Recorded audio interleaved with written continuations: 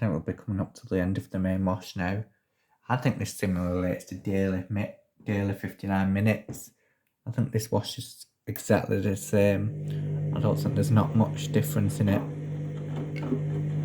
which is a bit of a pain really, because I thought with the Smart Touch it'll all be very different cycles, but obviously it bloody isn't, and I'm a bit annoyed.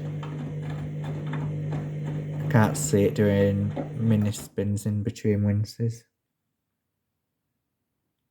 I can't see it doing deep winces either, which might be annoying.